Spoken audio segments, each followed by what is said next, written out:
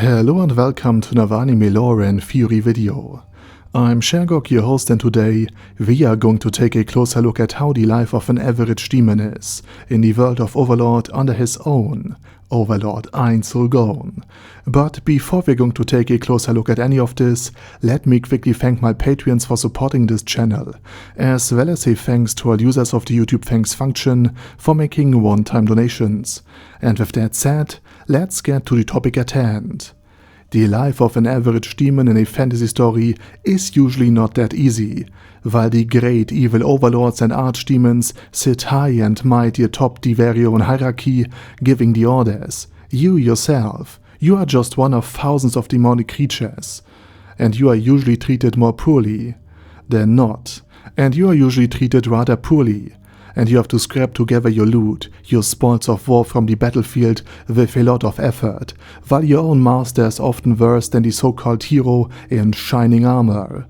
That hero with his loyal companions and his endless monologues about friendship, teamwork, and values, interrupted here and there by a sponsorship clip, and after you have been force-fed the word love 69 times, alongside 3 different Guna game commercials featuring lootbox mechanics that make you more jealous than curious, you're eliminated in a single swing with the legendary sword. Your very own existence and essence in the material world as well as in hell itself is erased, or you're now condemned to suffer eternal torment.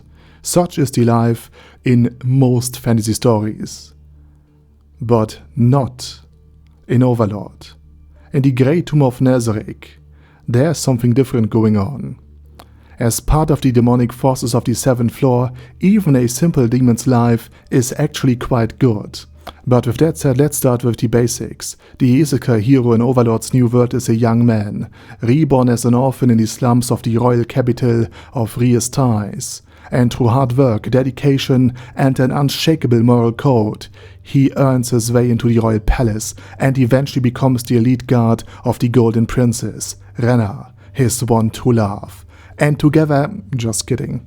The undead Overlord Einzelgone is completely overpowered, and he is the reincarnated Japanese salaryman. And he had arrived in the new world with an entire tomb filled with extremely powerful monsters in the form of his undead avatar. And that avatar doesn't just look scary. It actually alters his own mind, so much so that Einz, upon taking his first life, felt absolutely nothing, in a way that prevents him from ever feeling any strong emotions for more than a few seconds again. This means he tends to follow the will of his subordinates, and to take the greater good of something that was actually valuable to him in his past life, the Great Tomb of Nazarick, alongside the children of his dear friends, into consideration, and not what a normal human would do. And of course, he also often followed the will of his subordinates, of Demiurge and Albedo, and both demons have a karma rating of -500, in other words. He is in good hands, you're not. And to illustrate just how overpowered the Great Tomb of Nazarick really is, all late floor guardians are level 100. Meanwhile, the strongest man in the kingdom of Ties, Garzev Stronov, didn't even reach the level 30 without the help of a magic dragon ring. So yeah, your job as a demon is usually underwhelming rather than overwhelming.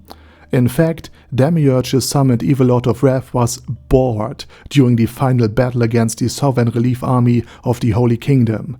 Why? Because he'd rather demonstrate to arrogant and powerful heroes like Remedios how utterly weak and pathetic they truly are, only to then revel in their helplessness as he tramples on their values and ideals, or simply smashes them in with his club. For the common demon, it's a feast as well. The enemies are numerous and often brave, but hopelessly outmatched, and a regular demon can savor the fear in the eyes of every fleeing soldier, or freshly conscripted civilian, before crushing them with his claws and fangs. And the cover of Overlord's 6th volume illustrates the mood of a simple demon perfectly, standing in the middle of a poorly defended, unprepared city, free to terrorize an entire district to your heart's content. and the invasion of the Holy Kingdom, a kingdom whose paladins often fight with angels and miracles, whose people are devoted and God-fearing to attack, conquer, and abduct their citizens as your own playthings, that's pretty much the best thing an average demon in the world of Overlord could possibly experience. On top of that, there's a wide variety of prisoners of all kinds of species, from humans to orcs, that you can have your fun with. While the leadership executes their complex interwoven plans, the simple demon gets to overrun enemy positions and capture entire cities and countrysides in a single strike. And the best part is that one of the usual disadvantages of being a demon simply doesn't apply here. Normally, demons aren't exactly gentle with each other. I mean, come on, they are demons, which by definition are usually very evil beings who enjoy causing pain and misery. That means your own boss isn't necessarily going to treat you all too well. And he will usually keep most of it for himself anyway.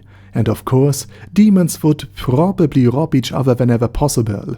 Failure or incompetence, that would be punished harshly, and immediately, and for a long time. Because again, I don't want to reinforce any negative stereotypes here, but demons do have a bit of a reputation for cruelty.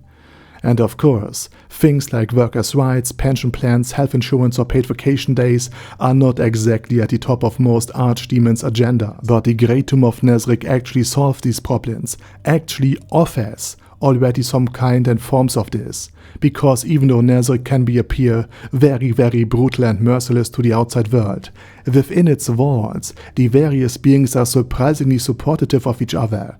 Sure, there are rivalries, like between Sebastian and Demiurge, echoing the rivalry and conflict between their own creators, Touchme and Ulbertalane Oddle, but those are just tensions, nothing more. No demon has to fear being arbitrarily punished or attacked on a whim.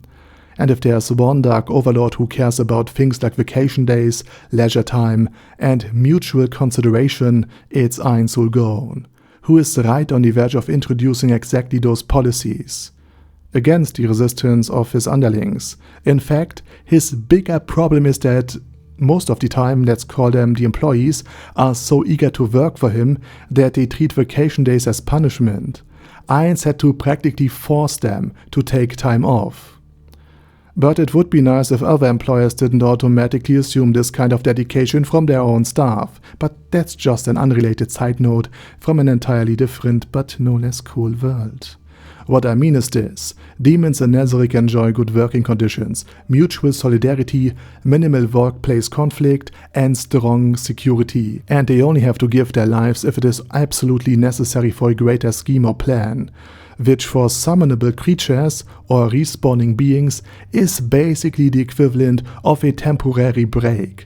At the same time, thanks to Einsulgon's supposed plans of world domination, the Happy Farm, and the topping of entire nations, demons often get to do what they love most: spread fear and terror, just to then prove that the fears and the anxieties of the population weren't exaggerated at all, but actually understated. And with this in mind, these demons can get under other people's skin. In other words, from the perspective of Nazarick's demons, especially Demiurge and the others, the Happy Farm really is a happy place. On top of that, Demiurge was created by Ulbertalane Oddle, but in the image of Einsulgon himself. In other words, for him, serving Eins is just as fulfilling as serving his original creator would have been. And if anyone in Overlord is truly having a good time, it's Demiurge.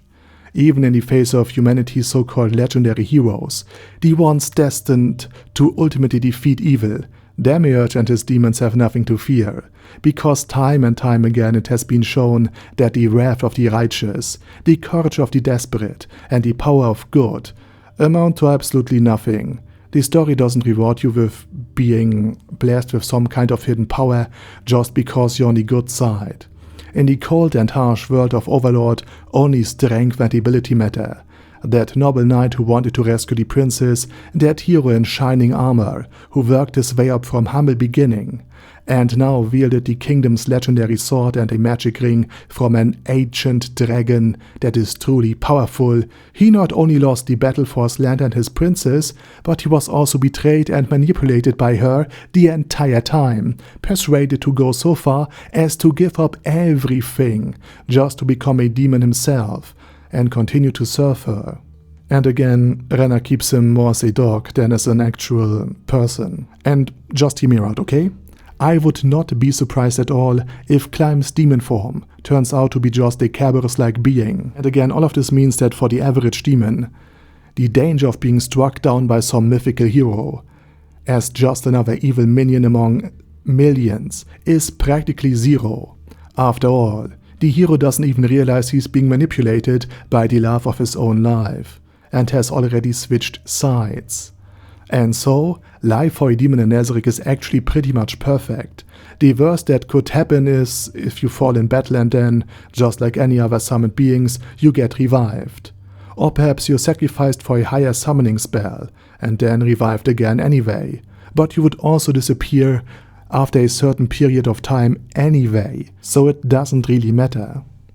Either way, it's just a few seconds of pain at the absolute worst, and then your workday is over.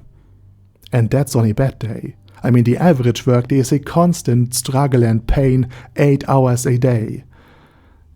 If you're lucky. And on a good day, you basically turned your hobby, making everybody else miserable, into your profession, into your job. Just like my co-workers. And you enjoy it so much that you never want to stop, no matter how much the prisoner might beg you to.